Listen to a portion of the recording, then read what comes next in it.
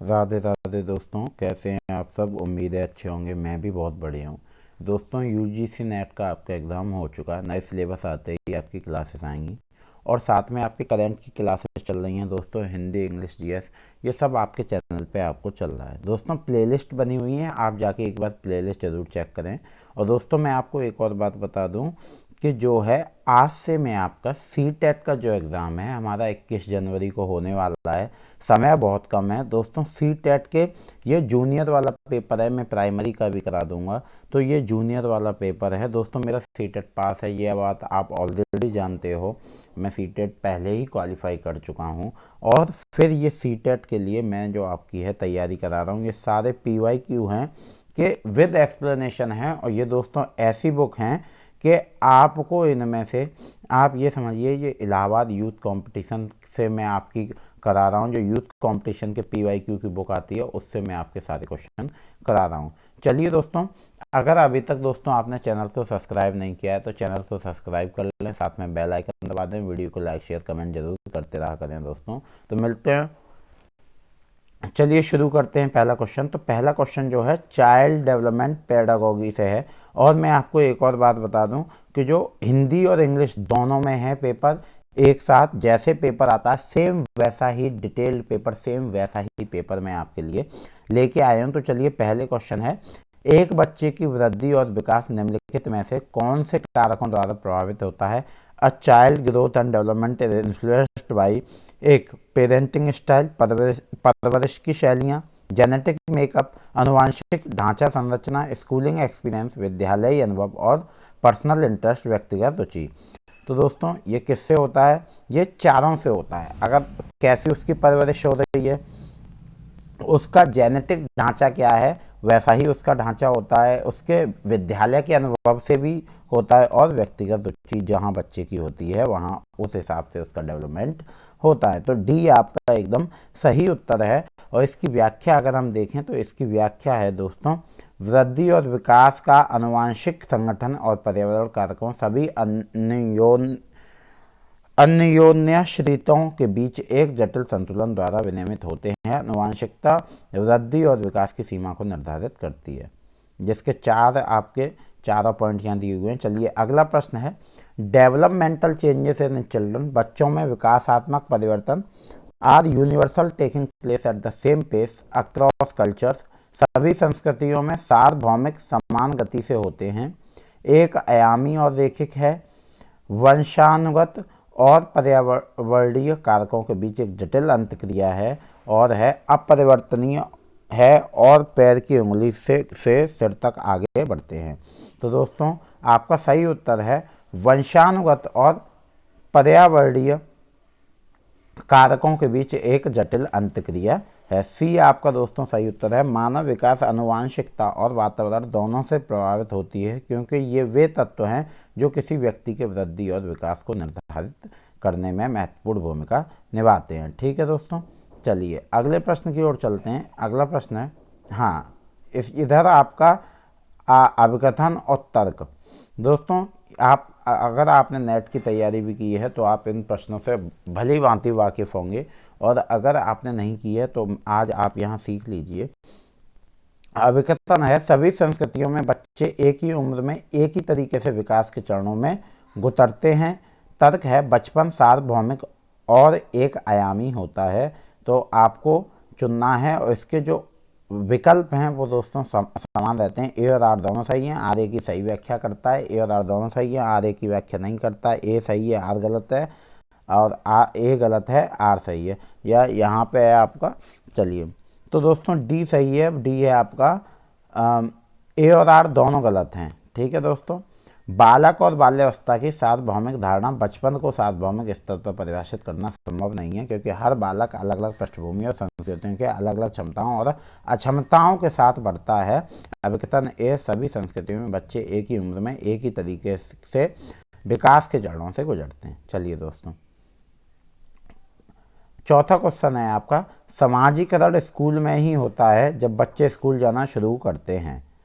आगे बढ़ते हैं, और इसका तर्क है, स्कूल द्वितीयक समाजीकरण की एकमात्र संस्थान है। तो आपका दोस्तों सही उत्तर है वो है आपका ए और आर दोनों गलत हैं। सामाजिकरण समाज में विशेष भूमिका निभाने वाले व्यक्तियों के अपेक्षित व्यवहार मूल्यों, मानदंडों और सामाजिक कौशल को सीखने के की चल रही प्रक्रिया को संदर्भित करता है। सामाजिकरण के प्रमुख एजेंटों में परिवार और स्कूल शामिल है, लेकिन मीडिया, सहकर्मी समूह और अन्य प्रमुख सामाजिक संस्थान जैसे धर्म और कानूनी व्यवस्था भी शामिल है। चलिए दोस्तों, अगले प्रश्न की ओर चलते हैं। अगला प्रश्न है, सीमा अपनी मम्मी की आज्ञा के बिना रसोई से मिठाई खाने में डरती है। उसे लगता है कि मम्मी को पता लगने पर उसे सजा मिलेगी। कोहलबर्ग के नैतिक सिद्धांतों के अनुसार सीमा किस स्तर पर है? ये जब तक आप दोस्तों आप पढ़ोगे नहीं कोहलबर्ग का सिद्धांत, तब तक आप नहीं बता पाओगे। और दोस्तों आपको मैं एक और बात बता दूं कि सीटेट में जो है आपको स्कोर ज़्यादा से ज़्यादा करना है, स्कोर बहुत करना है, बिल्कुल भी पीछे नहीं रहना है। स्कोर 100+ पे जाना है तो आप सिक्योर रहोगे। चलिए, पोस्ट कन्वेंशनल स्टेज, उत्तर पारंपरिक स्टेज, प्री कन्वेंशनल स्टेज, पूर्व पारंपरिक स्टेज और अमूर्त स्तर और पारंपरिक स्तर। तो दोस्तों सही उत्तर है वो है आपका पूर्व पारंपरिक स्तर, प्री कन्वेंशनल स्टेज। सीमा अपनी मम्मी के आज्ञा के बिना रसोई में मिठाई खाने में डरती है। उसे लगता है कि मम्मी को पता लगने पर उसे सजा मिलेगी। कि नैतिक सिद्धांत का सीमा पूर्व पारंपरिक स्तर की प्रारंभिक अवधि में है। यह लगभग 9 वर्ष तक रहता है। ठीक है, आज्ञाकारिता और दंड, व्यक्तिवाद और विनियम। ठीक है दोस्तों, चलिए अगले प्रश्न की ओर चलते हैं। अगला प्रश्न है, दोस्तों मैं आपसे ये और कहना चाहूँगा कि अगर आपने अभी तक चैनल को सब्सक्राइब नहीं किया है तो चैनल को सब्सक्राइब कर लें। दोस्तों मैं आपके पूरे PYQ की एक प्लेलिस्ट बना दूंगा। 21 जनवरी को आपका पेपर है, तब तक दोस्तों इतने PYQ करा दूंगा कि आपको कुछ और करने की ज़रूरत नहीं पड़ेगी।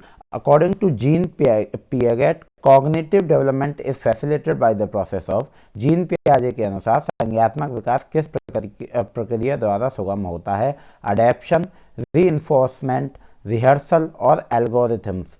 तो अनुकूलन, पुनर्बलन, पूर्वाभ्यास और कलन विधि। तो दोस्तों ए आपका सही उत्तर होगा। पियाजे के अनुसार बच्चों में उनके वातावरण के साथ समायोजन की प्रकृति सहज होती है। बच्चे की इस प्रकृति को अनुकूलन, अडेप्शन कहा जाता है। पियाजे के अनुसार बालक अपने प्रारंभिक जीवन से ही अनुकूलन करने लगता है। जब कोई बच्चा माहौल में किसी उद्दीपक परिस्थितियों के समान होता है तो उस समय उसकी विभिन्न मानसिक क्रियाएं अलग अलग कार्य ना करके एक साथ संगठित होकर कार्य करती हैं और ज्ञान अर्जित करती हैं। चलिए दोस्तों अगला प्रश्न है। दोस्तों अगर आपने अभी तक चैनल को सब्सक्राइब नहीं किया है तो चैनल को सब्सक्राइब जरूर कर लें, साथ में बेल आइकन दबा दें। वीडियो को लाइक, शेयर, कमेंट जरूर करते रहा करें। जीन पियाजे द्वारा प्रस्तावित विशेषताओं के साथ चरणों की सही सुमेलित जोड़ी चुनें। सेंसोरी मोटर स्टेट, संवेदी चालक अवस्था, पूर्व संक्रियात्मक अवस्था, मूर्त संक्रियात्मक अवस्था और है अमूर्त संक्रियात्मक अवस्था। और इधर दोस्तों इसके आइए यहाँ देखते हैं। तो अवस्थाएं दी हैं परिवर्तन। जीन पियाजे द्वारा प्रस्तावित विशेषताओं के साथ सही चरणों को सम्मिलित जोड़ी ये है। संवेदी पेशीय गामक अवस्था, जन्म से 2 वर्ष तक इंद्रिय शिक्षक है। प्रतिवर्त क्रिया, अंतरंग व्यवहार। चलिए आगे चलते हैं दोस्तों। पूर्व संक्रियात्मक अवस्था 2 वर्ष से 7 वर्ष की आयु में होती है। भाषा विकास, अपरिवर्तनीयता, अकेंद्रवाद और जीववाद। मूर्त संक्रियात्मक अवस्था 7 वर्ष से 11 वर्ष तक शुरू होता है। प्रतिवर्ती, वर्गीकरण, संरक्षण। और अनौपचारिक संक्रियात्मक अवस्था 11 वर्ष से किशोर अवस्था तक। परिकल्पित, निर्गमनात्मक, तर्क में सक्षम, चिंतन, अपसारी अभिसारी चिंतन और सृजनात्मक चिंतन। ठीक है दोस्तों, चलिए अगले प्रश्न की ओर चलते हैं। लेव वायोगोत्स्की के अनुसार बच्चों को सीखने में सक्षम बनाने के लिए इनमें से कौन से कारक की महत्वपूर्ण भूमिका है? डायलॉग, संवाद, व्याख्यान, सजा और पुरस्कार। तो लेव वायोगोत्स्की, तो दोस्तों मुख्य कारण है संवाद। लेव वायोगोत्स्की के अनुसार बच्चों को सीखने में सक्षम बनाने के लिए संवाद की महत्वपूर्ण भूमिका है। चलिए दोस्तों अगले प्रश्न की ओर चलते हैं। निम्न में से किस मनोवैज्ञानिक के प्रतिपादक क्रिया की अंत क्रिया के बच्चों के भाषिक विकास में बहुत महत्वपूर्ण भूमिका है? जीन पियाजे, लेव वायोगोत्स्की, BF स्किनर और नॉम चॉम्स्की। तो दोस्तों इसमें जो सही उत्तर है वो है आपका लेव वायोगोत्स्की। सही उत्तर है आपका, ने प्रतिपादित अंतक्रिया की बच्चों के भाषिक विकास में बहुत महत्वपूर्ण भूमिका निभाई है। चलिए दोस्तों अगले प्रश्न की ओर चलते हैं। दोस्तों जो मैं आपको पेपर करा रहा हूँ ये 2023 के ही पेपर हैं, जो कि सीटेट के हुए हैं, PYQ के। अब आप इनसे दोस्तों बिल्कुल भी गलती ना करें, पेपर को जल्दी से जल्दी। चलिए दोस्तों अगले प्रश्न की ओर चलते हैं। तार्किक, गणितीय बुद्धि की क्षमताओं में क्या शामिल है? हेरफेर, ग्राफिक कौशल और स्थानिक तर्क, कुछ भी जिसमें 2 से अधिक आयाम शामिल होंगे। लय, ताल, स्वर, माधुर्य के प्रति संवेदनशीलता, और होगी विशिष्ट पिचों, स्वरों और लय के बीच अंतर करना, जिसे पहचानने में अन्य लोग चूक सकते हैं। पूर्व ज्ञान के आधार पर वर्गीकरण करना, पैटर्न पहचानना व विचारों के बीच संबंध बनाना। तो दोस्तों सही उत्तर है आपका पूर्व ज्ञान के आधार पर वर्गीकरण करना, पैटर्न पहचानना व विचारों के बीच संबंध बनाना। अब कथन है दोस्तों, किशोरों की जेंडर भूमिकाओं व रूढ़िवादियों के प्रति दृष्टिकोण और मूल्य को निर्धारित करने में विज्ञापन और फिल्में एक बड़ा प्रभाव डालती हैं। तर्क है, मीडिया समाजीकरण की एक शक्तिशाली प्राथमिक संस्था है। तो दोस्तों इसका जो सही उत्तर है, इनके जो विकल्प हैं दोस्तों हमेशा समान रहते हैं। अब इसका जो सही उत्तर है वो है आपका ए और आर दोनों सही हैं, और RAA की सही व्याख्या करता है। चलिए दोस्तों अगले प्रश्न की ओर चलते हैं। अगला प्रश्न है, विभिन्न पृष्ठभूमियों के बच्चों के सीखने की सुविधा के लिए शिक्षकों को चाहिए कि वे गैर प्रासंगिक पाठ्यक्रम का पालन करें, विभेदित निर्देश लागू करें, मानकीकृत मूल्यांकन का पालन करें, बहिष्करण प्रथाओं का अभ्यास करें। तो दोस्तों बी जो है वो आपका सही उत्तर है, और बी है दोस्तों विभेदित निर्देश लागू करें।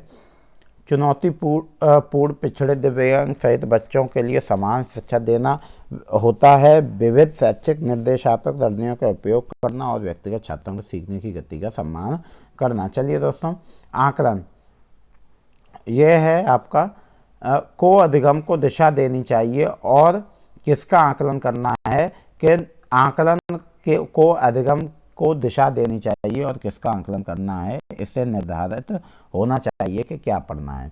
बी पॉइंट है, आकलन को सीखने से नहीं जोड़ा जाना चाहिए क्योंकि दोनों अलग अलग प्रक्रियाएं हैं। चलिए दोस्तों सी पॉइंट है, आकलन को बच्चों को समान क्षमता समूह, धीमे सीखने वाले बुद्धिमान बच्चों को पृथक समूह बनाने के लिए इस्तेमाल किया जाना चाहिए। और डी पॉइंट है, आकलन को बच्चों के सीखने की तैयारी से लेकर शिक्षण अधिगम प्रक्रिया का एक अभिन्न अंग होना चाहिए। तो दोस्तों डी पॉइंट ही आपका सही उत्तर है। चलिए माफ़ करिएगा। एक प्रगतिशील कक्षा में सीखना व्यक्तिवादी और निष्क्रिय है, सक्रिय और सामाजिक है, परीक्षा उन्मुख है और पाठ्य पुस्तक केंद्रित है। तो दोस्तों बी आपका सही उत्तर है, सक्रिय और सामाजिक है। चलिए दोस्तों अभिकथन, शिक्षकों को बच्चों को के मूल्यांकन के लिए मानकीकृत पाठ्यक्रम और प्रक्रियाओं का पालन करना चाहिए। तर्क है दोस्तों, समावेशी शिक्षा का उद्देश्य मतभेदों को खारिज कर सभी को समान बनाने की दिशा में काम करना है। तो दोस्तों आपका जो सही उत्तर है वो है डी, ए और आर दोनों गलत हैं। चलिए, जब विशिष्ट आवश्यकता वाले बच्चे एक समावेशी कक्षा में प्रवेश लेते हैं तो निम्न में से कौन सा कथन सही है? आपका विशिष्ट बच्चों का सामान्य बच्चों के साथ सीखना अवास्तविक है, विशिष्ट आवश्यकता वाले बच्चे सीखने के लिए अभिप्रेरित नहीं होते, शिक्षकों को शिक्षण की पद्धतियों में बदलाव की आवश्यकता है और इससे बच्चों के साथ कार्य करने की क्षमता व अलग अलग दृष्टिकोण को तुल्य करने की कौशल सुदृढ़ होते हैं। दोस्तों इसका जो सही उत्तर है वो आपके कोड दिए हुए हैं यहाँ पे सेकंड थर्ड, तो यहाँ पे सेकंड सही है, वो है आपका थर्ड और फोर्थ, तीसरा और चौथा आपका सही उत्तर है। दोस्तों शिक्षकों को शिक्षण की पद्धतियों में बदलाव की आवश्यकता है, इससे सभी बच्चों के साथ कार्य करने की क्षमता व अलग अलग दृष्टिकोण को तुल्य करने को कौशल सुदृढ़ होते हैं। चलिए दोस्तों अगला प्रश्न है, प्रतिभाशाली अधिगमकर्ताओं के संदर्भ में लीक से हटकर सोचने का इस्तेमाल किसके लिए किया जाता है? निम्न स्तर की सोच, अभिसारी सोच, अनमय सोच, अपसारी सोच। तो दोस्तों डी जो है वो आपका सही उत्तर है, अपसारी सोच। प्रतिभाशाली अधिगमकर्ताओं के संदर्भ में लीक से हटकर सोचने का इस्तेमाल अपसारी सोच के लिए किया जाता है। प्रतिभाशाली शिक्षार्थी स्वाभाविक रूप से एक विशिष्ट क्षेत्र के सामान्य मानसिक क्षमता या प्रतिभा के उच्च स्तर के धनी होते हैं और ज्ञान भी प्राप्त करते हैं। चलिए दोस्तों, शिक्षा में समावेश का क्या अर्थ है? दोस्तों बहुत ही अच्छे प्रश्न हैं। पूरा आपका PYQ का सेट है, पूरी प्लेलिस्ट बनवा दूंगा, लगभग 100 से 200 में आपको करा दूंगा। दोस्तों आप बस वीडियो को एंड तक देखें, चैनल को सब्सक्राइब कर लें।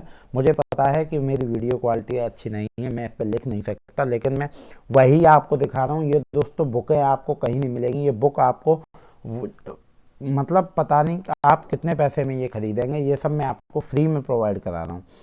तो विशेष विद्यालयों में विकलांगों की शिक्षा का प्रबंध, सभी बच्चों को गुणवत्तापूर्ण शिक्षा का प्रावधान, प्रतिभाशाली बच्चों का विशेष विद्यालयों में नियोजन, समावेशी व्यवस्था में विशेष बच्चों के लिए अलग अलग वर्गों का प्रावधान। तो दोस्तों बी जो है वो आपका सही उत्तर है। शिक्षा में समावेश का अर्थ है सभी बच्चों को गुणवत्तापूर्ण शिक्षा का प्रावधान करना। समावेशी शिक्षा का अर्थ प्रभावी कक्षाओं में निर्माण करना है।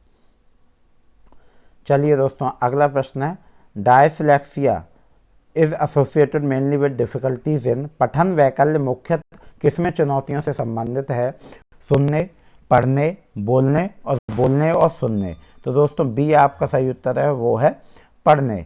पठन वैकल्य डिसलेक्सिया एक ऐसी स्थिति है जिसमें बच्चे छात्र को बार बार विकल्प छोड़ने या अक्षरों और शब्दों को उलटने के कारण पाठ को पढ़ने और लंबे अंशों को समझने में लगातार चुनौतियों का सामना करना पड़ता है। ठीक है दोस्तों, चलिए अगला प्रश्न है, निम्नलिखित में से कौन समावेशी कक्षाओं की विशेषता नहीं है? सहकारात्मक अधिगम, सीखने के लिए सार्वभौमिक डिजाइन, उपयुक्त समायोजन और मानकीकृत निर्देश। तो डी जो है दोस्तों वो आपका सही उत्तर है, डी है आपका मानकीकृत निर्देश। चलिए दोस्तों अगला प्रश्न है, माध्यमिक स्कूलों में शिक्षकों को एक रूपी व कठोर पाठचर्या का पालन करना चाहिए, मानकीकृत आंकलन का पालन करना चाहिए, प्रश्न पूछने को हतोत्साहित करना चाहिए और है सीखना कि कैसे सीखते हैं कि प्रोत्साहित करना चाहिए। तो डी जो है दोस्तों वो आपका सही उत्तर है, माध्यमिक स्कूलों में शिक्षकों को सीखने कि कैसे सीखते हैं को प्रोत्साहित करना चाहिए। चलिए दोस्तों यहाँ NEP जो नई शिक्षा नीति आई थी 2020 उसके अनुसार है ये सब, यह सीखने को कैसे सीखना है और मानकीकृत के लक्ष्य पर। दोस्तों मैं आपको एक और बात बता दूं कि नई शिक्षा नीति को जरूर पढ़ के जाएं, उसमें से प्रश्न जरूर बनेंगे आपके नए, और कोहलर का सिद्धांत जरूर पढ़ के जाएं, उसमें से प्रश्न जरूर बनते हैं। चलिए अगले प्रश्न की ओर चलते हैं दोस्तों। अधिगम के सामाजिक सांस्कृतिक सिद्धांत जानकारी के स्मरण पर जोर देते हैं, ऑफ द टीचर प्रमुख रूप से शिक्षक के निर्देश की भूमिका पर जोर देते हैं, और है सीखने में सामाजिक संदर्भ की भूमिका को अहम मानते हैं, और है आपका पुनर्बलन व सजा के इस्तेमाल को प्रतिपादित करते हैं। तो दोस्तों सी जो उत्तर है वो आपका एकदम सही उत्तर है, और सी है आपका सीखने में सामाजिक संदर्भ की भूमिका को अहम मानते हैं। चलिए दोस्तों अगले प्रश्न की ओर चलते हैं। पियाजे और व्यागोत्स्की के अनुसार सीखना किस प्रकार होता है? अनुसरण द्वारा, निष्क्रिय श्रवण द्वारा, अनुकूलन व पुनर्बलन द्वारा, और अधिगमकर्ताओं की सक्रिय भागीदारी द्वारा। तो दोस्तों सही उत्तर है आपका अधिगमकर्ताओं की सक्रिय भागीदारी द्वारा। एक शिक्षक के रूप में आप अपने विद्यार्थियों में समस्या समाधान क्षमताओं को कैसे सुगम बनाएंगे?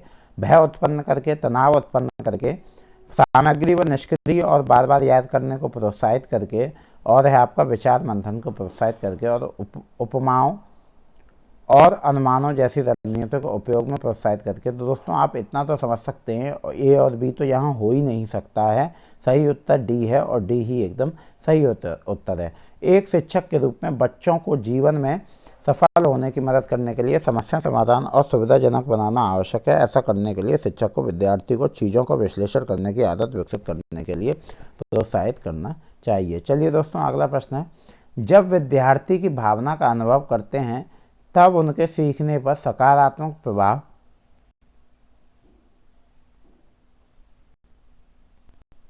पढ़ने की संभावना है, तनाव, शर्म, हीनता और संतुष्टि। तो दोस्तों सही उत्तर है वो है संतुष्टि। चलिए दोस्तों अगले प्रश्न की ओर चलते हैं। अगला प्रश्न है, अपने पूर्व ज्ञान के आधार पर बच्चों के सहज अनुमान लगाने को किया जाना चाहिए हतोत्साहित, सुसाधित, खारिज और दंडित। तो दोस्तों सही उत्तर है सुसाधित, फैसिलिटेटेड, फैसिलिटेटेड।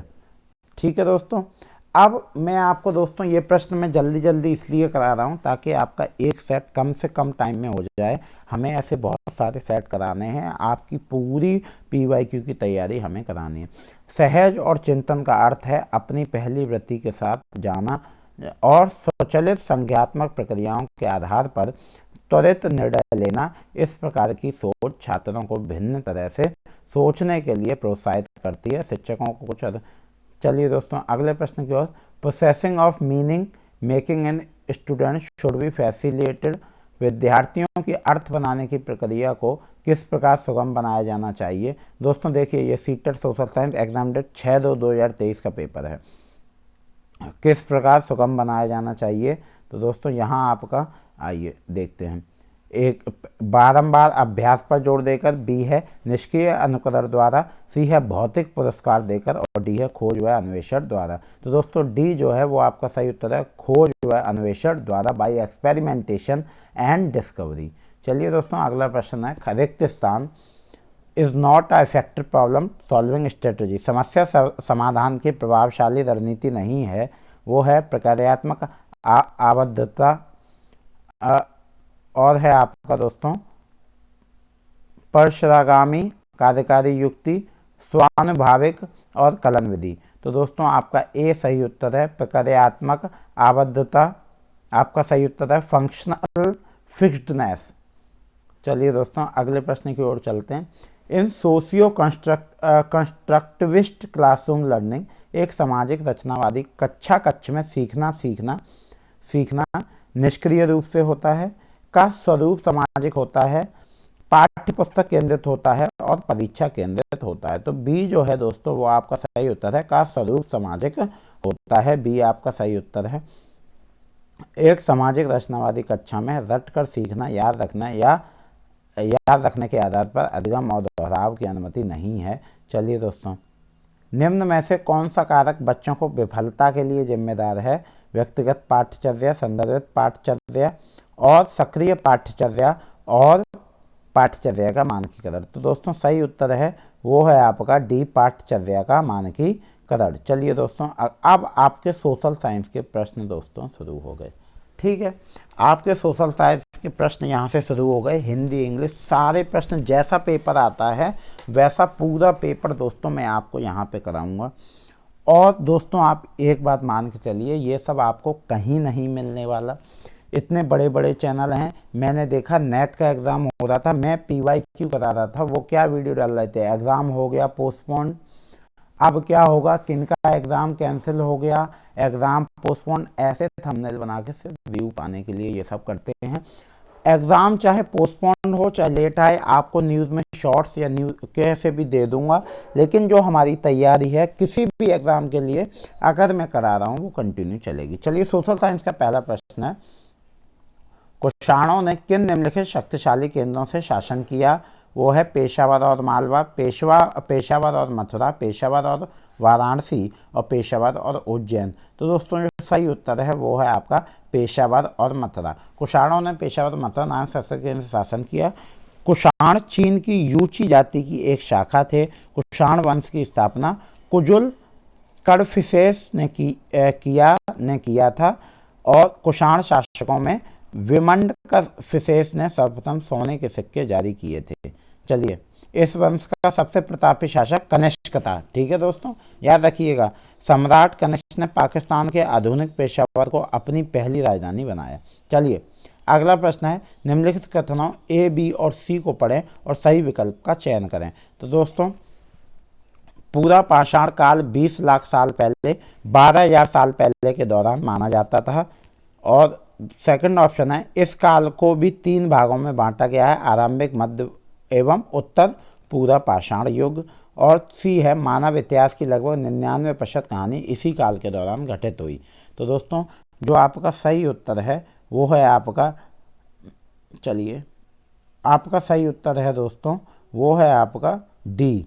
पूरा पाषाण काल 20 लाख साल पहले से 12,000 साल पहले के दौरान माना जाता है। 20 लाख साल पहले से 12,000 साल पहले तक माना जाता है पूरा पाषाण काल। इस काल को भी 3 भागों में बांटा गया है, आरंभिक, मध्य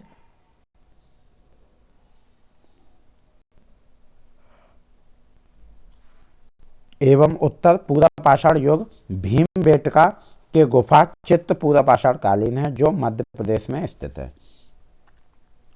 चलिए अगला प्रश्न दोस्तों, कथन ए और बी को पढ़ें तथा सही विकल्प का चुनाव करें। ए है, मनसब मुगलों द्वारा चलाई गई एक श्रेणी व्यवस्था थी जिसके लिए पद, वेतन, सैन्य उत्तरदायित्व निर्धारित किए जाते थे।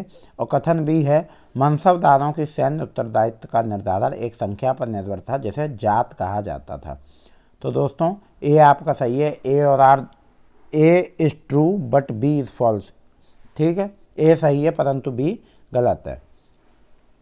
अगला प्रश्न है दोस्तों, निम्नलिखित में से किस स्थान पर अशोक के अभिलेख ग्रीक और अरामाइक भाषाओं में पाया गया है? कंधार, मास्की, टोपरा, कालसी। तो दोस्तों सही उत्तर है वो है कंधार। कंधार नामक स्थान पर अशोक के अभिलेख ग्रीक और अरामाइक भाषाओं में पाया गया है। मास्की, गुर्जरा, नेतृत्व तथा उडैगोलम अभिलेखों में उसका नाम अशोक मिलता है। अशोक को देवनाम प्रिय तथा माफ करिएगा दोस्तों, देवनाम प्रियदर्शी उपाधियों से संबोधित किया जाता है। चलिए दोस्तों अगले प्रश्न की ओर चलते हैं। ये देखिए यहाँ पे व्याख्या, सर्वप्रथम 1837 में जेम्स प्रिंसएप को अशोक के अभिलेख पढ़ने में सफलता मिली। जेम्स प्रिंसएप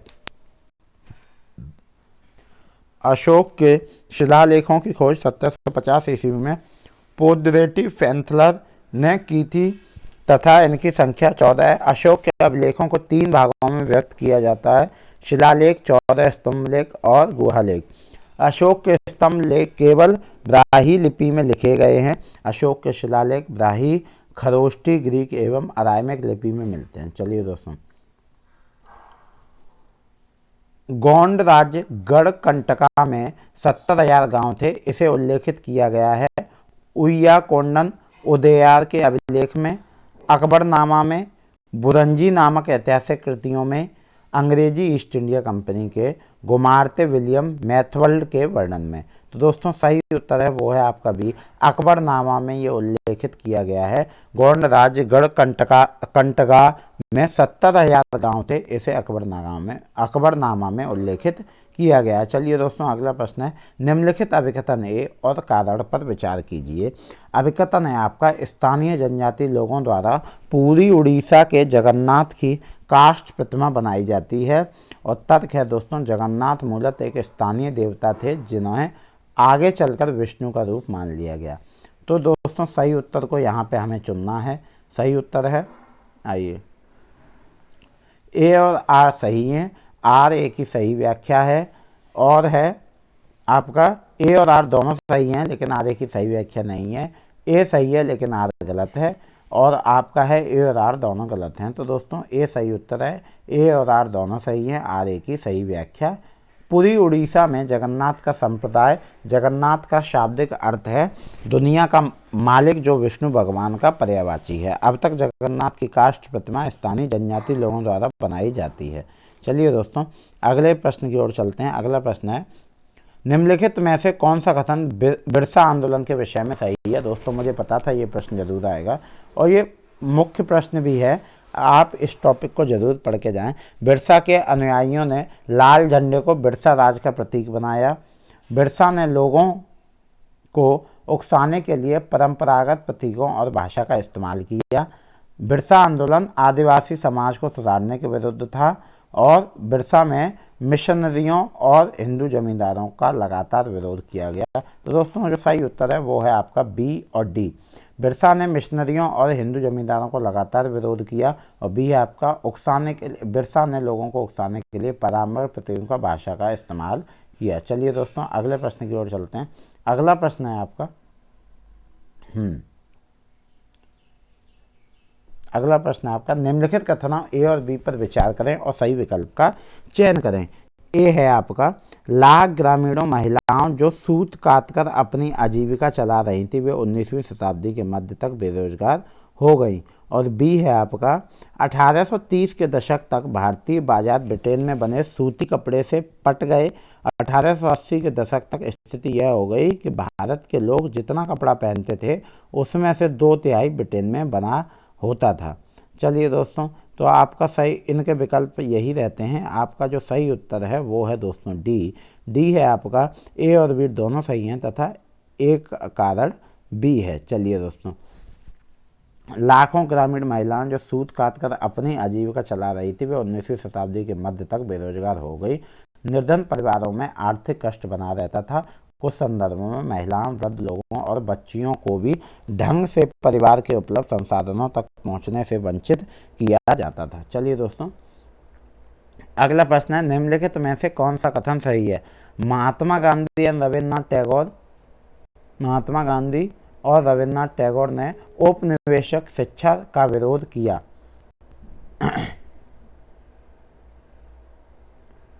आगे चलते हैं दोस्तों। बी ऑप्शन है, महात्मा गांधी और रविन्द्रनाथ टैगोर ने औपनिवेशिक शिक्षा का समर्थन किया। महात्मा गांधी ने औपनिवेशिक शिक्षा का विरोध किया किंतु टैगोर ने इसका समर्थन किया। और है, टैगोर ने औपनिवेशिक शिक्षा का विरोध किया किंतु महात्मा गांधी ने इसका समर्थन किया। तो दोस्तों बी जो है वो आपका सही उत्तर है। बी है, इन दोनों ने इसका समर्थन किया। महात्मा गांधी, रविन्द्रनाथ टैगोर ने औपनिवेशिक शिक्षा का समर्थन किया। महात्मा गांधी और रविन्द्रनाथ टैगोर ने अपने वही, एक सेकंड दोस्तों, बी है, समर्थन किया। सही उत्तर बी है। चलिए, प्राचीन ग्रंथों में विधवाओं को जलाने की अनुमति कहीं नहीं दी गई है। यह कथन किस समाज सुधारक के साथ जुड़ी हुई है।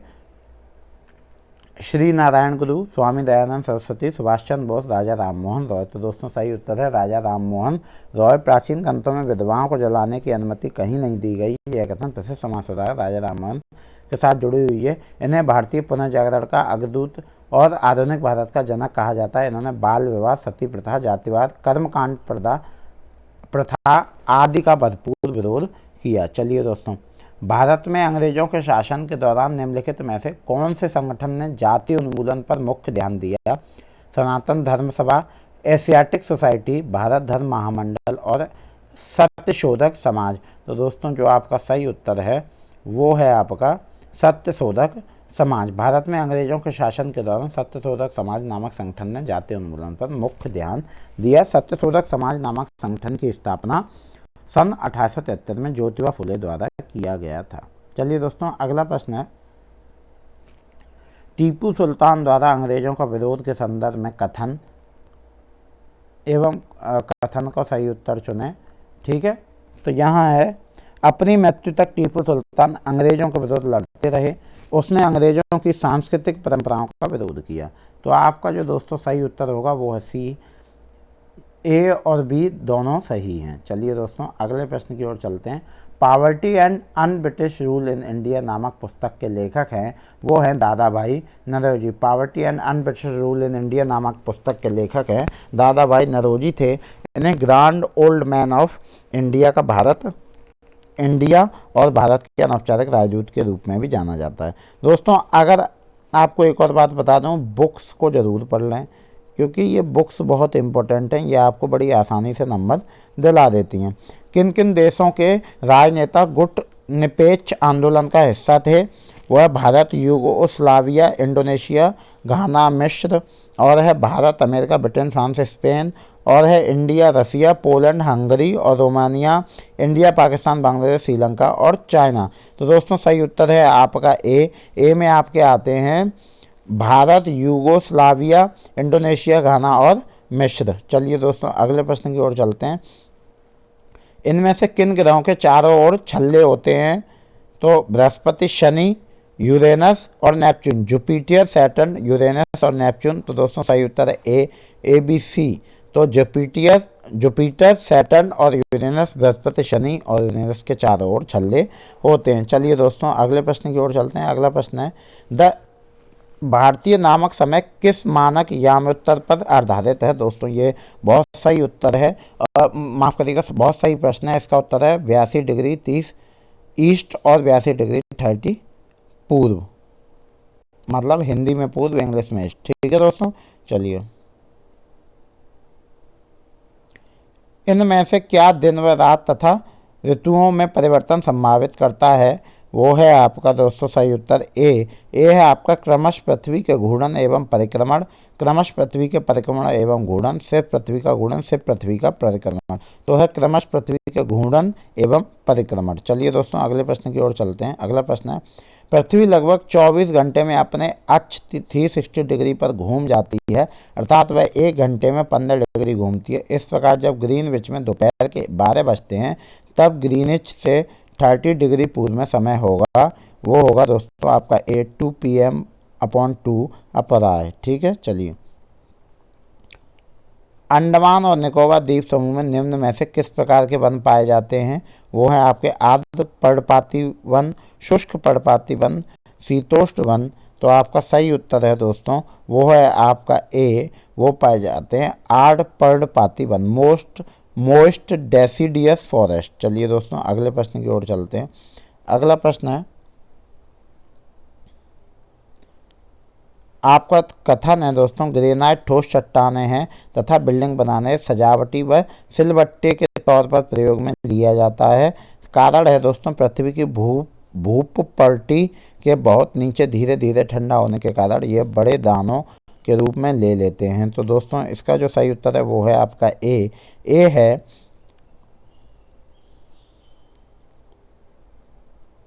ए तथा आर दोनों सही हैं तथा आर की सही व्याख्या एक ही है। ठीक है दोस्तों, चलिए अगला प्रश्न है, पवन के बारे में दिए गए कथनों को पढ़िए तथा सही विकल्प का चयन कीजिए। मानसूनी पवनें मौसमी पवनों का उदाहरण हैं, और है आपका मौसमी पवनें वर्ष भर लगातार निश्चित दिशा में चलती रहती हैं। स्थल व समुद्री सीमा स्थायी पवनों के उदाहरण हैं। और डी है, तो दोस्तों आपका सही उत्तर है वो है ए, केवल ए सही है। पवनें 3 प्रकार की होती हैं, प्रचलित पवन, मौसमी पवन और स्थानीय पवन। मौसमी पवन वह पवन है जिनकी प्रवाहित होने की दिशाएं समय या मौसम के अनुसार परिवर्तित हो जाती हैं। स्थल समुद्री मानसूनी पवनें मौसमी पवनों के उदाहरण हैं। चलिए दोस्तों अगला प्रश्न है, संघनन के संदर्भ में निम्न कथनों को पढ़िए। जल बाष्प संघनित होकर ठंडा होकर जल की बूंद बनाते हैं। जब जल की ये बूंदें इतनी भारी हो जाती हैं कि वायु में तैर न सकें तब ये वर्षण के रूप में नीचे आ जाती हैं। आकाश में उड़ते हुए जेट हवाई जहाज अपने पीछे पद चिन्ह छोड़ते हैं क्योंकि इंजनों से निकलने नमी संघनित हो जाती है। तो दोस्तों सही उत्तर है वो है आपका डी में तीनों सही हैं, ए और बी सी तीनों। गैस के द्रव बनने की परिघटना को संघनन कहते हैं। संघनन तब होता है जब ओसांक हेमांक बिंदु से कम या ज़्यादा रहता है। चलिए, तिब्बती एंटीलोप का शिकार इसके उन शाहतूश के लिए किया जाता है क्योंकि यह वजन में हल्का होता है, यह अत्यधिक गर्म होता है, यह जानवर बहुत अधिक संख्या में पाया जाता है। क्यों किया जाता है? क्योंकि ए बी यह वजन में हल्का नहीं क्या था ए और बी ऑप्शन, आइए देखते हैं। ए और बी ऑप्शन था दोस्तों, यह वजन में हल्का होता है, यह अत्यधिक गर्म होता है। तिब्बती एंटीलोप का शिकार इस ऊन शहतूश के लिए किया जाता है क्योंकि यह वजन में हल्का होता है तथा यह अत्यधिक गर्म होता है। चलिए दोस्तों अगला प्रश्न है, अगले प्रश्न को जब हम पढ़ेंगे तो अगला प्रश्न है, कथन है, इनको पढ़ना है। नवीकरणीय संसाधन असीमित होते हैं और इन पर मानवीय क्रियाओं का प्रभाव नहीं होता है। तो एक सेकंड दोस्तों,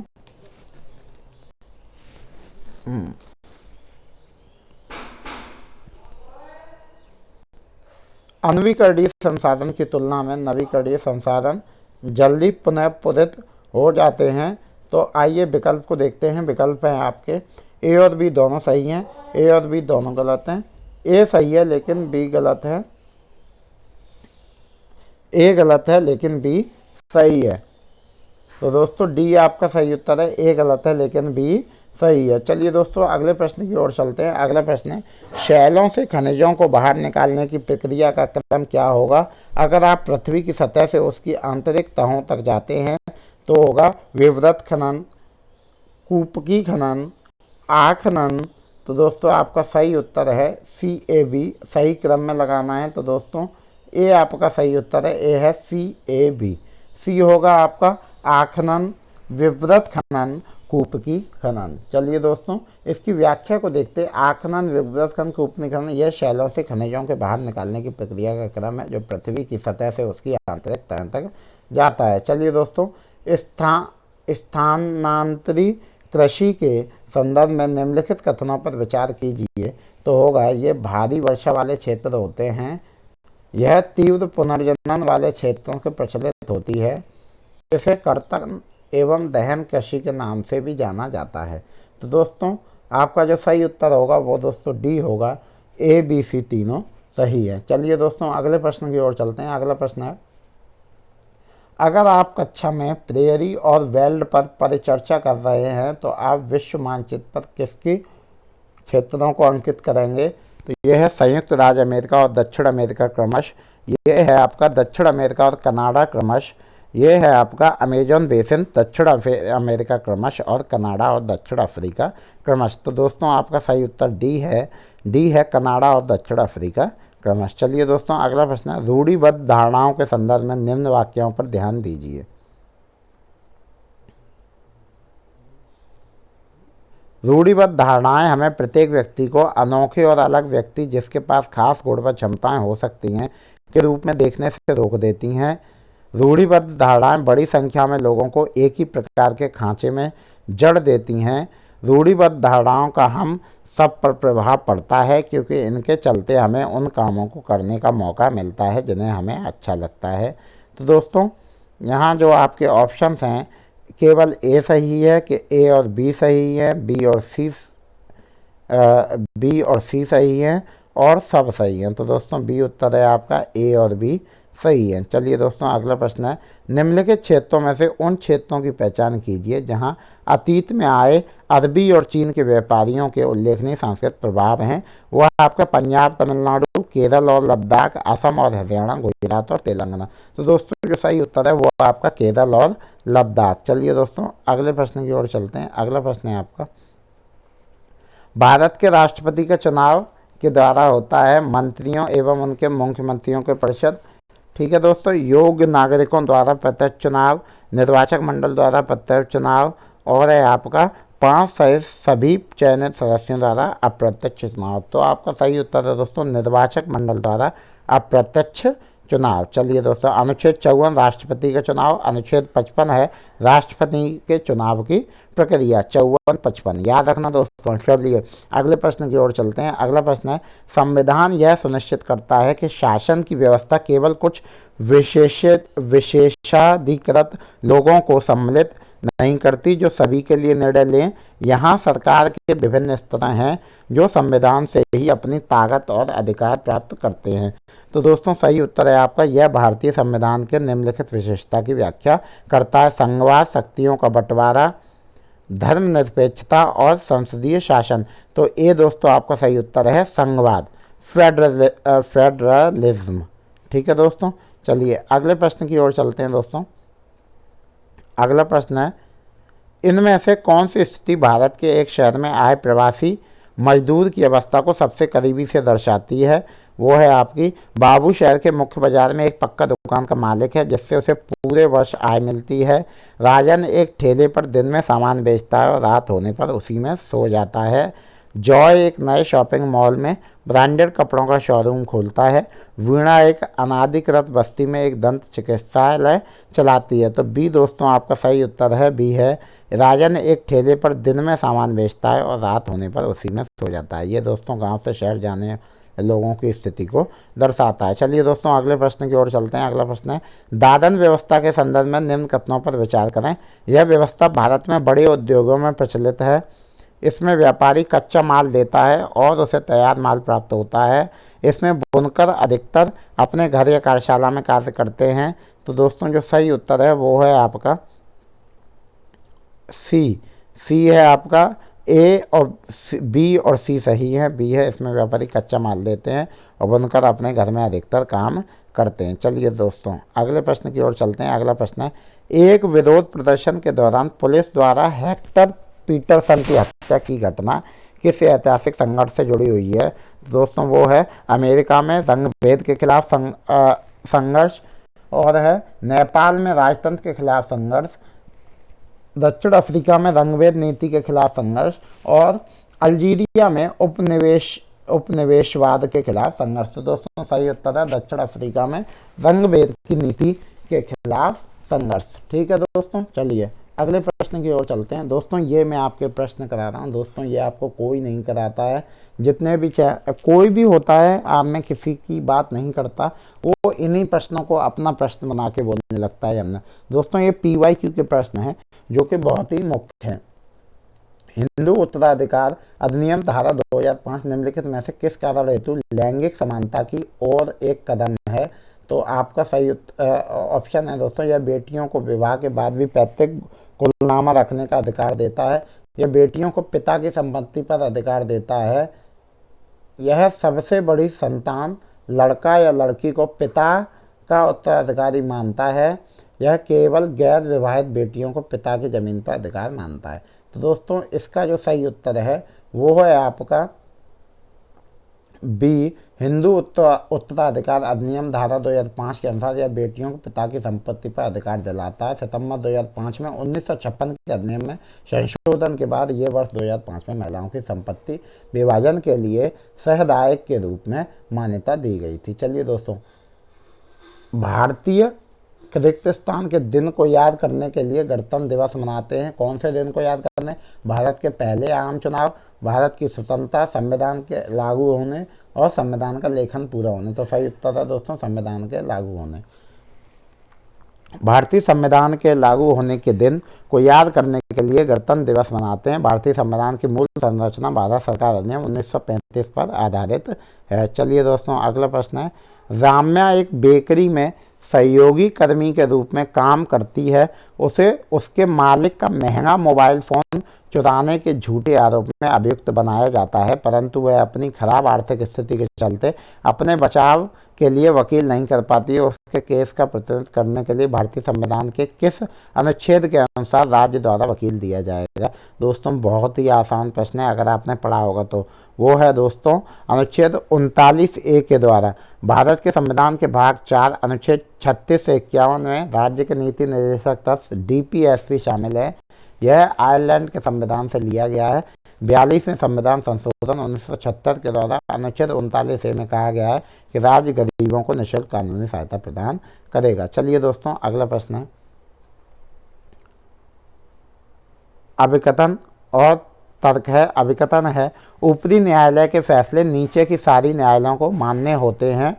भारत के पास एकीकृत न्यायिक व्यवस्था है। तो इनके विकल्प आपको पता ही है दोस्तों, समान रहते हैं। तो ए है, ए और आर दोनों सही है और आर ए की सही व्याख्या है। चलिए दोस्तों अगले प्रश्न की ओर चलते हैं। अगला प्रश्न है, निम्नलिखित कथनों ए, बी और सी पर विचार कीजिए। तवा मत्स्य संघ का गठन तथा बांध के निर्माण के खिलाफ हुआ था। तो दोस्तों सही उत्तर है आपका तवा मत्स्य संघ का गठन मध्य प्रदेश के जंगल निवासियों के जीवन निर्वहन के लिए बांध पर मछलियां पकड़ने के काम को जारी रखने के अधिकार की रक्षा के लिए हुआ था।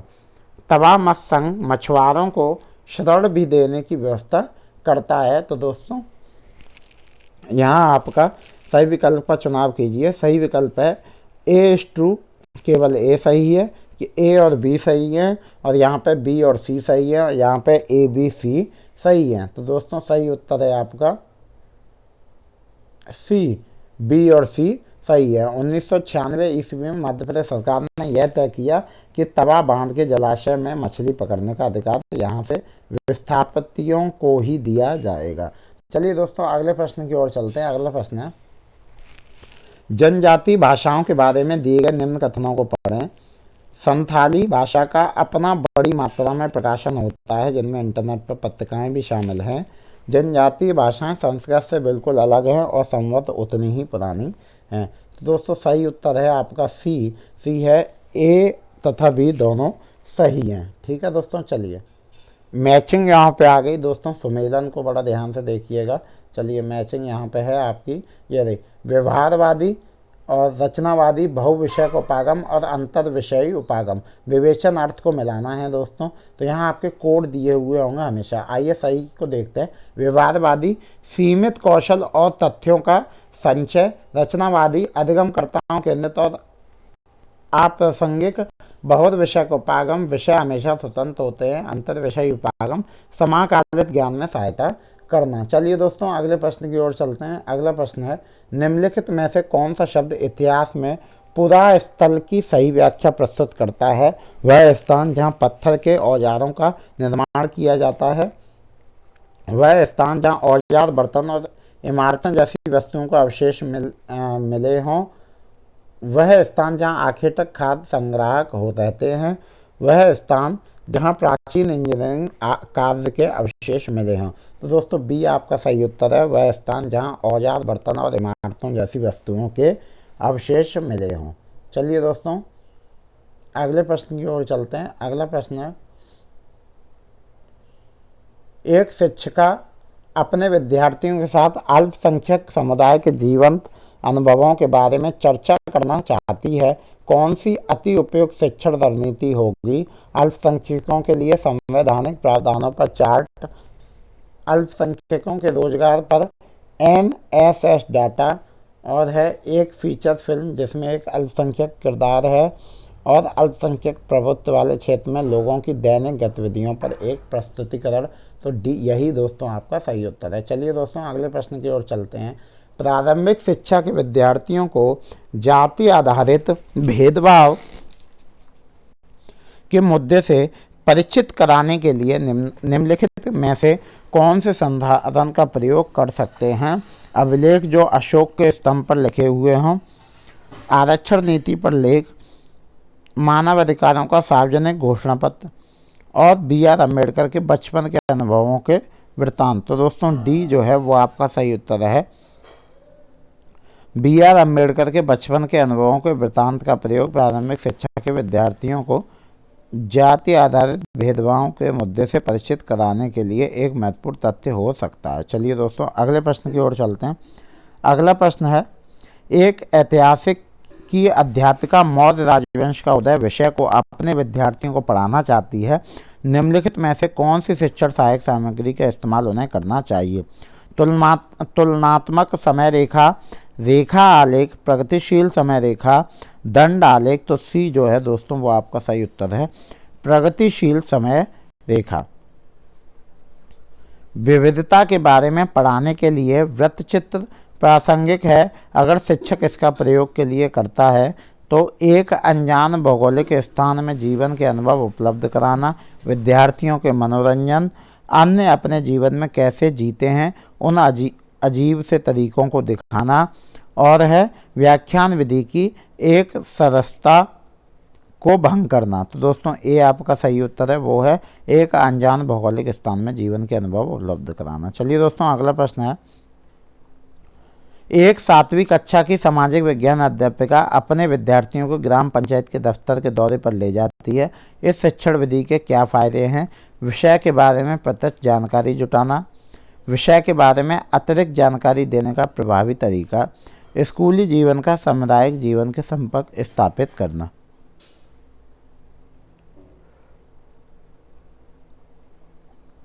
घटनाओं और घटनाक्रम को दर्ज करने की रूपरेखा प्रदान करना। तो दोस्तों बी आपका सही उत्तर है, ABC तीनों। निम्नलिखित में से कौन सी शिक्षण विधि जेंडर संवेदीकरण को पढ़ाने के लिए सर्वोत्तम है? परिचर्चा, प्रदर्शन, व्याख्यान, प्रश्न विधि। तो सही है दोस्तों परिचर्चा। निम्न में से कौन सी रणनीति विद्यार्थियों में आलोचनात्मक सोच को प्रोत्साहित करने में सबसे प्रयुक्त है? तो दोस्तों आपका सही उत्तर है विद्यार्थियों में सभी सूचनाओं को सत्य समझकर स्वीकृत करना, विद्यार्थियों से अध्यापक के सारे मतों को स्वीकृत करना, विद्यार्थियों को पक्षपात पहचानने में मदद करना, और है आपका विद्यार्थियों को परिस्थिति को सिर्फ एक नज़रिया से देखना सीखना। सी दोस्तों आपका सही उत्तर है। चलिए दोस्तों अगला प्रश्न है, निम्नलिखित में से कौन सी सामाजिक विज्ञान शिक्षण विधि विद्यार्थियों के प्रस्ताव करने की, तार्किक बहस करने की, जवाबी तर्क देने की और तथ्यों का विचार को प्रस्तुत करने की क्षमता को विकसित करती है? तो वो है वाद विवाद, परिचर्चा, क्षेत्र कार्य, परियोजना कार्य। तो ये दोस्तों आपका सही उत्तर है, वो है वाद विवाद। चलिए दोस्तों अगले प्रश्न की ओर चलते हैं। अगला प्रश्न है, सामाजिक विज्ञान की एक शिक्षिका अपनी कक्षा में शैलों की विशेषताएं विषय शुरू कर रही है, निम्न में से कौन सी गतिविधि उसके उद्देश्य हेतु सबसे अधिक महत्व रखती है? तो दोस्तों पृथ्वी की परतों को दर्शाते मॉडल दिखाना व उस पर चर्चा करना, पाठ्य पुस्तक में दी गई शैलियों की विशेषताओं को पढ़ाना एवं समझना, और शिक्षार्थियों को उनके आसपास पाए जाने वाली शैलों को इकट्ठा करने के लिए कहना। तो दोस्तों विभिन्न प्रकार की शैलों को लाना तथा उनका प्रयोग इन शैलों की विशेषताओं को पहचानने तथा तुलना करने में करना। चलिए दोस्तों डी आपका सही उत्तर है। अगला प्रश्न है, भारत के तटीय स्थल रूप पढ़ाते हुए राजस्थान के शिक्षक किस शैक्षणिक समस्या का सामना कर सकते हैं? छात्रों के लिए संदर्भ बनाने में, प्रकाशित सामग्री उपलब्ध कराने में, छात्रों के मूल्यांकन में और पाठ्यक्रम समय पर पूरा करने में। तो दोस्तों ए जो है वो आपका सही उत्तर है। ए है आपका छात्रों के लिए संदर्भ बनाने में। सामाजिक विज्ञान पाठ्यचर्या में निम्नलिखित में से कौन सी विद्यमान बाधाएं हैं? विद्यालयों में विद्यमान शिक्षण शास्त्रीय प्रथाएं, अच्छा प्रदर्शन तथा उच्च अंक प्राप्त करने का दबाव, और है दोस्तों वैज्ञानिक अन्वेषण तथा कौशल निर्माण का अभाव। तो दोस्तों यहाँ आपके कोड दिए हुए हैं, चलिए देखते हैं क्या सही है। ए आपका सही है। ठीक है दोस्तों चलिए अगला प्रश्न है, प्रारंभिक विद्यालय के छात्रों के समक्ष भारत के राष्ट्रीय आंदोलन की चर्चा के लिए निम्न स्रोतों को उल्लेखित किया जा सकता है? सेलुलर जेल के आधिकारिक दस्तावेज और पत्र, शैल चित्रकला, कबीर के दोहे और अशोक स्तंभ। तो दोस्तों ए आपका सही उत्तर सेलुलर जेल के आधिकारिक दस्तावेज और पत्र। चलिए दोस्तों अगले प्रश्न की ओर चलते हैं। सामाजिक विज्ञान की कक्षा में परियोजना विधि का प्रयोग करने का मुख्य उद्देश्य है?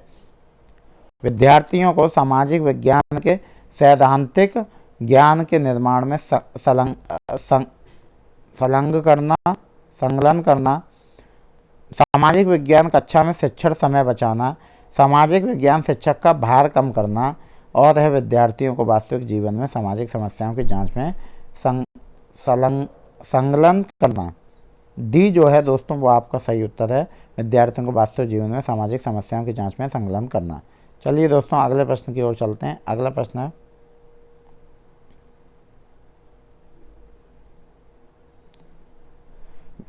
निम्नलिखित प्रश्नों में कौन सी ज्ञानात्मक प्रक्रिया का आकलन होता है? भारतीय संविधान की मुख्य विशेषताएं क्या हैं? स्मरण, मूल्यांकन, विश्लेषण, सृजन। तो वो है दोस्तों स्मरण।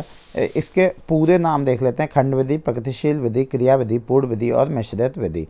चलिए दोस्तों निम्न में से कौन सी कार्यनीति समूह आकलन का हिस्सा नहीं है? वाद विवाद, सेमिनार प्रस्तुति, शतांत परीक्षा और कक्षा में चर्चा। तो दोस्तों सही सी है आपका शतांत परीक्षा। ठीक है दोस्तों चलिए अगले प्रश्न की ओर चलते हैं। निम्न में से कौन सा कथन सतत एवं बैकअप मूल्यांकन के बारे में सही नहीं है? तो हमारे ऑप्शन है, यह विद्यार्थियों के व्यवहार के केवल संज्ञानात्मक पक्ष की आवश्यकता पूर्ति करता है, मूल्यांकन रणनीति शिक्षण अधिगम प्रक्रियाओं के साथ समाकलित है, और है यह विद्यार्थियों के सर्वांगीण आकलन को सुनिश्चित करता है, और है यह अध्यापकों को समय पर प्रतिपुष्टि प्रदान करते हैं।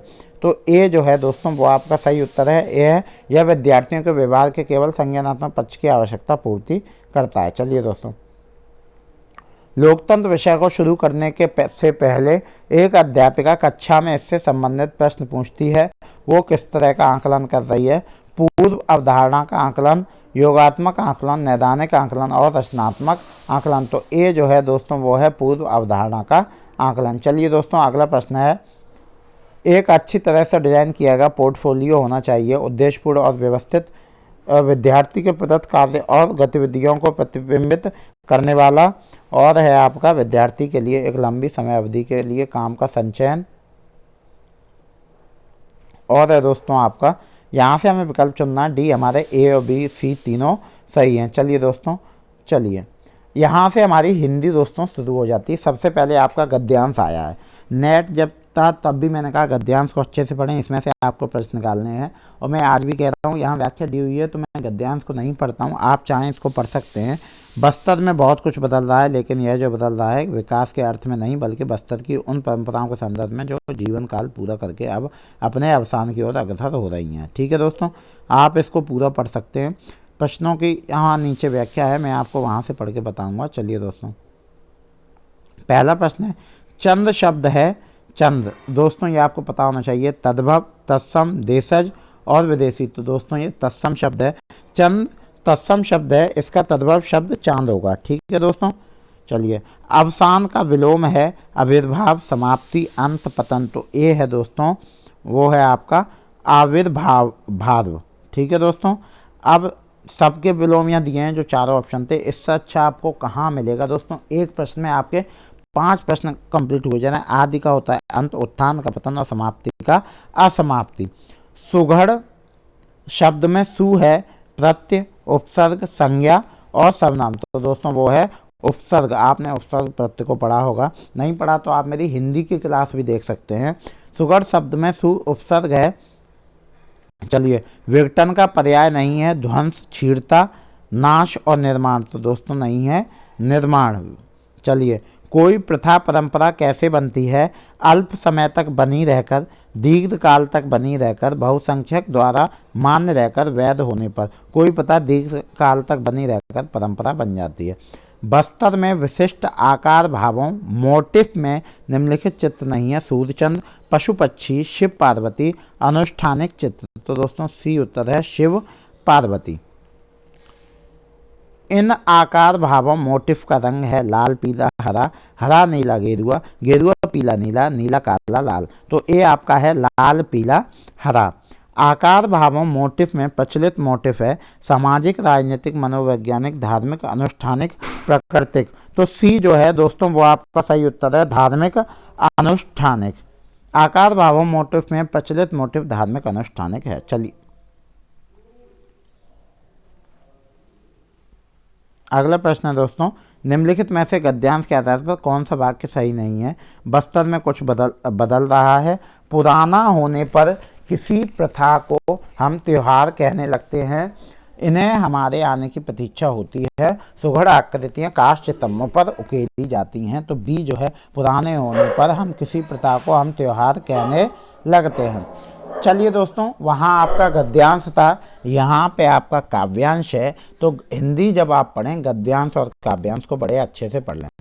मैं बचा लेना चाहती हूँ ज़मीन का एक टुकड़ा, खालिश मिट्टी और नीचे दबे धरोहरों के साथ, उसमें शायद बची रह जाएगी बारिश की बूंदों की नमी, धूप की गर्माहट, कुछ चांदनी, उसमें शायद बची रह जाएगी चींटियों की बाम्बी, चींटियाँ की चोंच से गिरा हुआ कोई दाना, बांस का एक झुरमुट जिससे बांसुरी की आवाज़ गूंजती रहे होगी। ये आपकी दोस्तों काव्यांश थी। मैंने उस रम में तो नहीं पढ़ा, लेकिन मैंने आपको काव्यांश पढ़ा। खालिश शब्द का पर्याय है सच्चा, विशुद्ध, मिश्रित, दूषित। तो खालिश शब्द का पर्याय दोस्तों है विशुद्ध।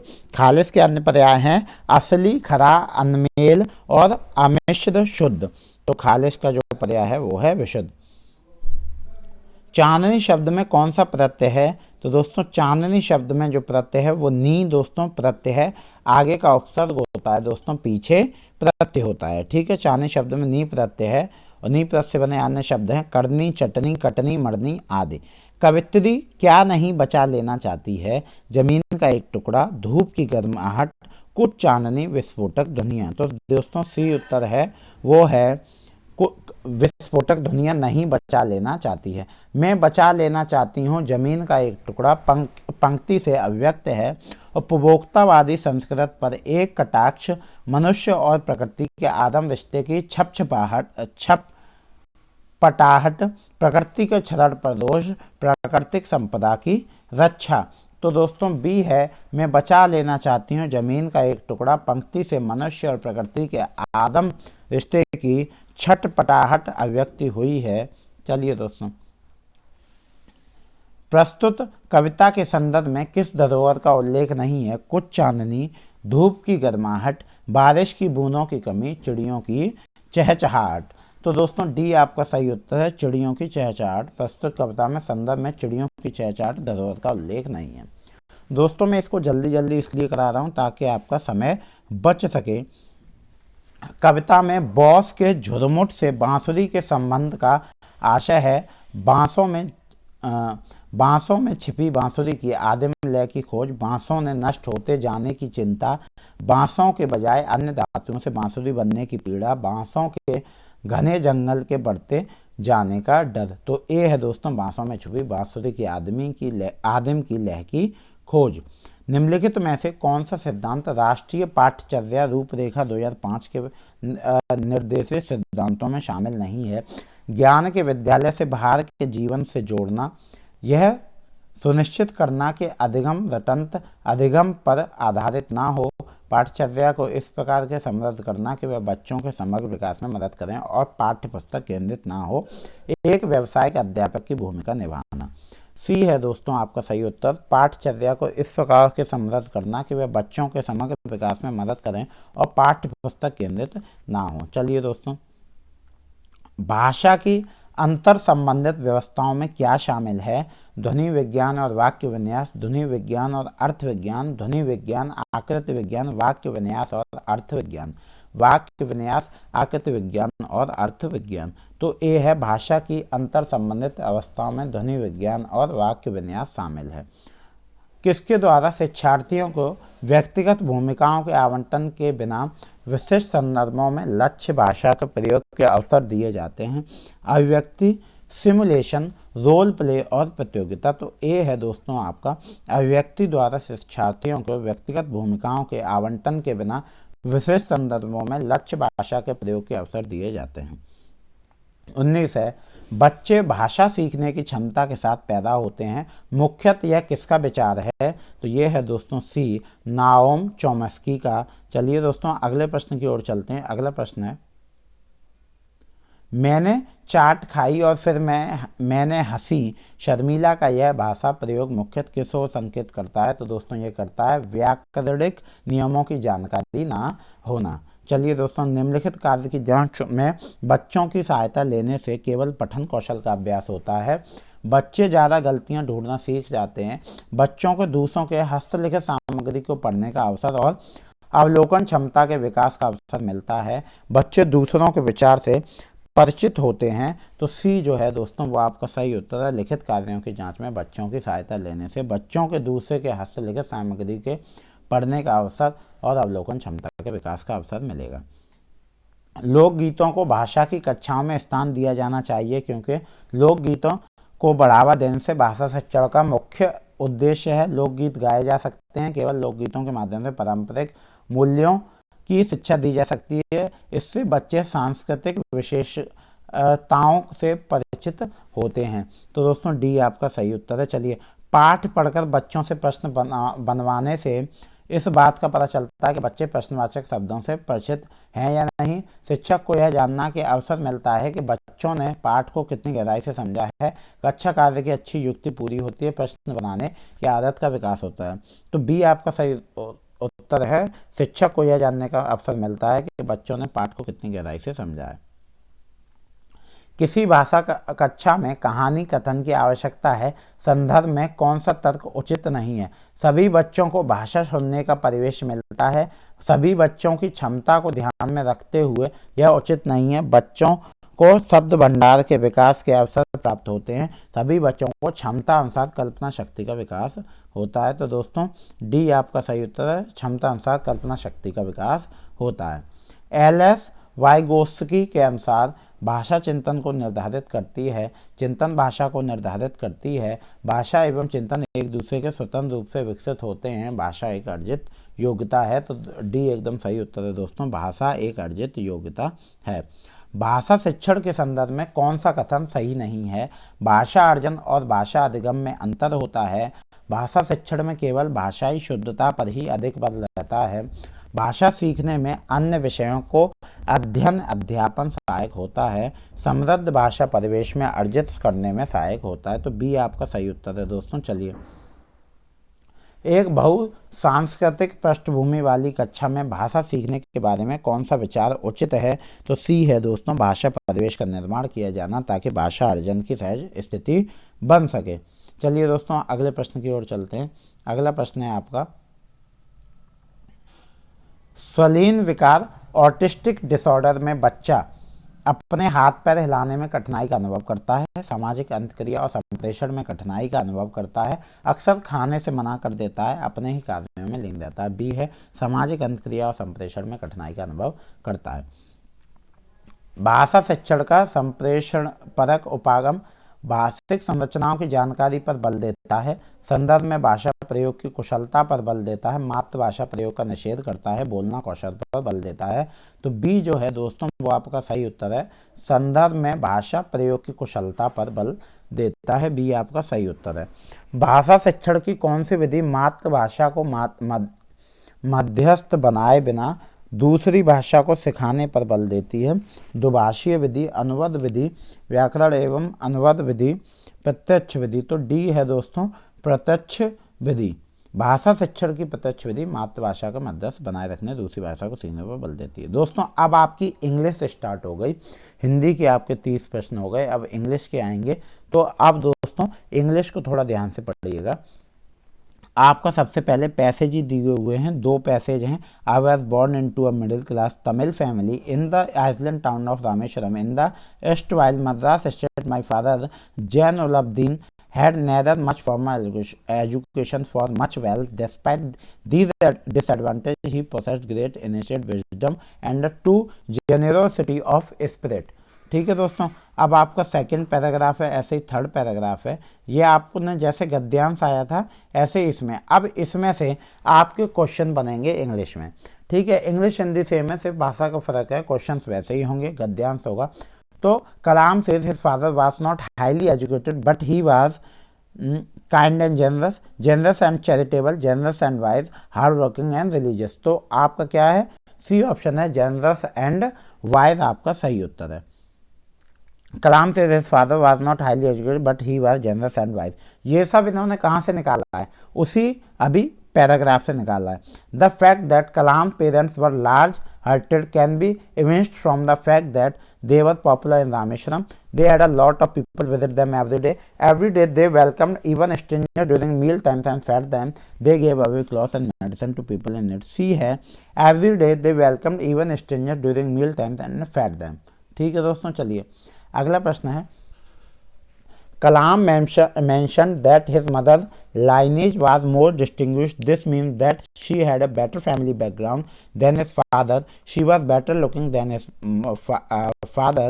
She was more educated than his father. She was more respected in society than his father. तो A है, she had a better family background than his father। चलिए दोस्तों, the phrase undistinguished looks means understanding looks, below average looks, handsome looks। तो C है दोस्तों, average looks। चलिए दोस्तों अगले प्रश्न की ओर चलते हैं। अगला प्रश्न है, from the passage we can infer that Kalam's father was very strict, serious and disciplinarian. B, very simple and avoided luxurious and comfort. C, committed and sincere in whatever he did. D, difficult to understand and what was my mysterious and real। तो सही उत्तर दोस्तों, very simple and avoided luxurious and comforts। चलिए दोस्तों, we know that Kalam had a happy childhood from the fact that his parents were an ideal couple. His parents were both tall and handsome looking. His childhood was secure both materially and emotionally. His mother fed him herself every day। तो C जो है दोस्तों वो आपका सही उत्तर है, His childhood was secure both materially and emotionally।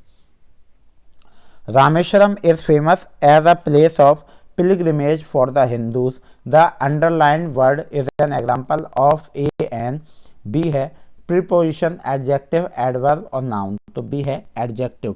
In the above given sentence, the underlined word famous is an adjective, a part of a speech that can be used to describe more information about a noun or pronoun। The word sharp as used in the text means nutritious, sour, harmful, tacky। तो B है दोस्तों, sour होगा आपका मतलब। चलिए read the passage given below and answer the question that follows. आपको ये paragraph फिर से पढ़ना है और नीचे जो क्वेश्चन प्रश्न पूछे गए हैं उनके उत्तर देने हैं। In January 2018 I was travelling from Brooklyn to New Jersey. I have 2 little children and a busy consulting business, so I quite train ride felt like mini vacation। Sorry दोस्तों, आप दोस्तों देखिए, मैं आपको एक बात बताऊं, आप कोई भी पैराग्राफ पढ़ें, इंग्लिश हो या हिंदी का गद्यांश हो, वो आपको पढ़ पढ़ के ही प्रैक्टिस में आता है। ठीक है दोस्तों, चलिए पैराग्राफ को पढ़िए। दोस्तों मुझे पैराग्राफ में कभी कोई दिक्कत नहीं होती, आप पैराग्राफ कैसा भी दे दीजिए, मैं उसके उत्तर निकाल लेता हूँ। चलिए, तो क्वेश्चन है the train ride felt like a vacation because it give the writer some personal quiet time. It was the time for writer to talk with other passenger. तो सही उत्तर है दोस्तों, it give the writer some personal quiet time. चलिए दोस्तों, precious in precious time is used a और an, noun, verb, adverb, adjective. तो D है दोस्तों एडजेक्टिव। प्रीसियस एडजेक्टिव और टाइम है नाउन, तो correct answer is option D. चलिए, the writer decided to put the time the train ride took to good use by planning a fundraiser, checking out her mail, posting feeds on social media platform, thanking people who had donated to her fundraiser। तो D है दोस्तों, according to the passage the writer decided to put the time the train ride took to good use by writing thanking people who had donated to her fundraiser I had organized recently। तो दोस्तों तो 12वां question है writing notes made the writer feel superior, egoistic, happy और beautiful. तो दोस्तों आपका सही उत्तर है वो है आपका, एक सेकंड दोस्तों, आपका the writer started write thank you notes to people who had contributed to a fund that writing notes made writer feel happy, आपका सही उत्तर है। The writer says one day for every day of the year so far because she had written them in the first month of the last year for 31 days, दिसंबर 2018 और जनवरी 2018। तो B जो है दोस्तों वो आपका सही उत्तर है for 31 days. The writer did not find it difficult to continue writing her notes because she had no depth of people to thank in her life. I was in noticeably better mood. The underlined word in the given sentence is an example of verb, pronoun, preposition, adverb। तो D है दोस्तों adverb आपका सही उत्तर है। चलिए, which among the following is not true about the feature of simulations? The individual participants retain their identity while reacting to the given imaginary situation. Simulation usually work in a small group. These provide the learners with an opportunity to gain confidence। तो B आपका सही उत्तर है दोस्तों, simulation usually work in small group. चलिए दोस्तों अगले प्रश्न की ओर चलते हैं। अगला प्रश्न है a learner in the city of Srinagar of opposite Malayalam as a third language and is able to speak and read it within a year through her classroom exposure and interaction, what is the this known as? तो ये है आपका language learning. चलिए दोस्तों, which two of the following are true as per current understanding of language learning? तो आपका सही उत्तर है दोस्तों सी, आपका सही उत्तर है सी है first and fourth. Errors are learning areas और errors are feedback of for the teacher. चलिए दोस्तों, procedural knowledge in learning of grammar is known as, वो है आपका दोस्तों B, understanding how a grammatical form works and applying the same. चलिए दोस्तों अगले प्रश्न की ओर चलते हैं। अगला प्रश्न है a short story is a descriptive writing, analytical writing, narrative writing और कंपैरेटिव राइटिंग। तो दोस्तों शॉर्ट स्टोरी होती है हमेशा नैरेटिव राइटिंग। चलिए, multilingualism as a strategy in language और content classroom is making use of languages of learners to teach learn languages and content subject, teaching learning of many language which include mother tongue, teaching learning of any language as possible, learning the mother tongue both as a language as medium. तो सही उत्तर है दोस्तों making use of languages of learners to teach learn language and content subject. ठीक है दोस्तों, ये आपका सही उत्तर है। चलिए, learners undergo the various stages of writing, what is the approach to the writing known as? Product approach, process approach, paragraph dictation और पर्सनल राइटिंग। तो बी है दोस्तों प्रोसेस अप्रोच, आपका सही उत्तर है। अगला प्रश्न है दोस्तों, here is a teacher who divide her class into groups of 4 and a lots a number of themes topics to each group of work to over a period of 3 months and to write and present the report of whole class, what is the group activity known as? Group work, assignment, language, task, project work. तो D है दोस्तों project work. चलिए दोस्तों अगले प्रश्न की ओर चलते हैं। अगला प्रश्न है what is the following typology of question known as imagine you are the son in the story and write your feeling in your diary at the end of the day. तो बी है दोस्तों आपका सही उत्तर एक्स्ट्रापोलेटिव writing. B आपका सही उत्तर है। Major aim of teaching learning poetry is enjoyment and appreciation, learning the art of writing poetry, language learning और लर्निंग वोकैबुलरी एंड ग्रामर। तो ए दोस्तों आपका सही उत्तर है enjoyment and appreciation. It is expected in a language classroom that learner work in the work with language, this is C engagement with language। चलिए दोस्तों an authentic text is a text narrative written by textful authors, an original of the text from context। तो B दोस्तों आपका सही उत्तर है। चलिए basic interpersonal communication skill BICS refers to language needed for conveying abstract ideas, language and needed for communication by young learner, language needed for here and now communication, communicative language teaching. तो दोस्तों C आपका सही उत्तर है। चलिए language assessment is oriented to measure the achievement of learners, find the place of the learner in the class, major there overall और summative achievement, measure the language proficiency of learner. तो D आपका सही उत्तर है measure the language proficiency of learners. चलिए दोस्तों अगला प्रश्न की ओर चलते हैं। अगला प्रश्न है what is contest oriented language inputs, inputs which focus on the language is used, vocabulary, pronunciation, grammar, etc. Presentation of inputs and its process, language inputs which focus on information। तो D जो है वो दोस्तों आपका सही उत्तर हो जाएगा D। Content oriented language input focuses on information, precisely competencies to enhance in using the language. चलिए दोस्तों यहाँ पे दोस्तों आपका ये पेपर पूरा ख़त्म हो गया दोस्तों। यहाँ पे हमने जो आपके कराए वो एक पूरा सेट करा दिया, ठीक है दोस्तों। 2.5 घंटे में ये सेट आपको 2.5 घंटे का समय मिलता है दोस्तों। ये पूरा सेट मैंने आपको करा दिया है। मैं आपकी साइंस वालों के लिए भी पूरा सेट कराऊंगा दोस्तों। उम्मीद है वीडियो आपको अच्छी लगी होगी और आपने वीडियो एंड तक देखी होगी दोस्तों। अगर कोई कमी हुआ करे आप कमेंट करके बता दिएगा। तो दोस्तों चैनल को सब्सक्राइब कर लें, साथ में बेल आइकन दबा दें, वीडियो को लाइक शेयर कमेंट जरूर करते रहा करें। मिलते हैं अगले वीडियो में दोस्तों। राधे राधे, धन्यवाद।